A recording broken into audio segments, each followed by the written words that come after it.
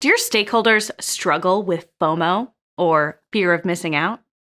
Turns out, sometimes it's easier to sell an idea if we focus on what people will miss out on instead of what they might gain. Gain-loss framing in UX storytelling helps us understand how people evaluate benefits versus costs. Let's take a look at two statements.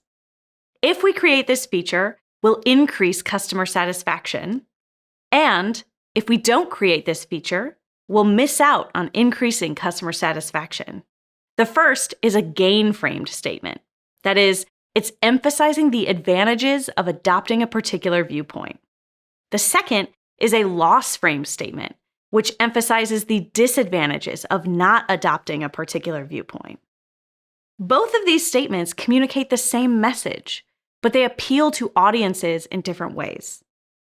If I have a stakeholder who tends to be more motivated when learning that they're missing out on something, I could present my argument using loss-frame statements.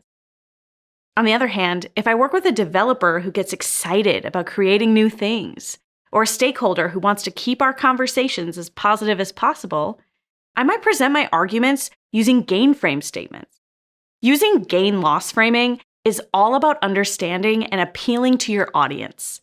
The more you know about what your audience cares about, the better you'll be able to prepare your presentations to really get them inspired to act. Let's break down a few scenarios. Picture yourself presenting a website redesign to stakeholders.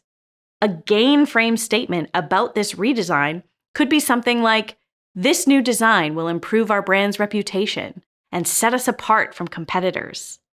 This statement would appeal to those excited about enhancing the brand and moving forward.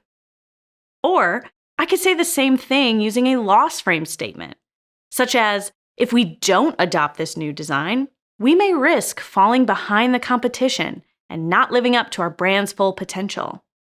This second statement could convince stakeholders who don't fully understand the trade-offs of not adopting this new design. To look at a totally different scenario, maybe I'm looking to improve internal systems and processes in my teams.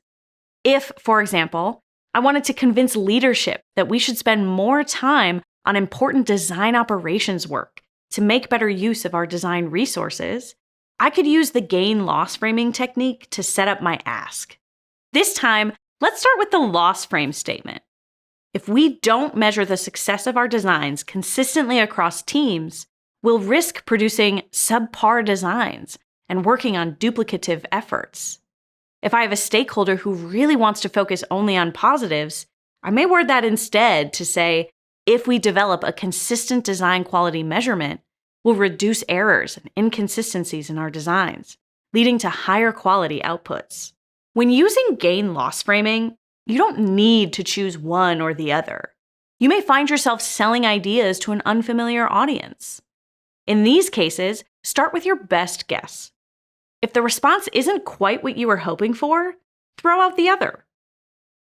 For example, if I say, "This new process will simplify our internal workflow and increase productivity," and I'm met with blank stares, I can say, "In other words, without this new process, we'll continue to experience inefficiencies and waste valuable work time." Next time you're selling an idea, use gain-loss framing to better connect with your audience and get them excited to take action.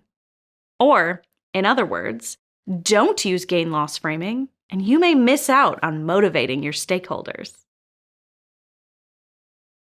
Thanks for watching. If you want to see more of our UX videos, take a look at these over here and consider subscribing to our channel.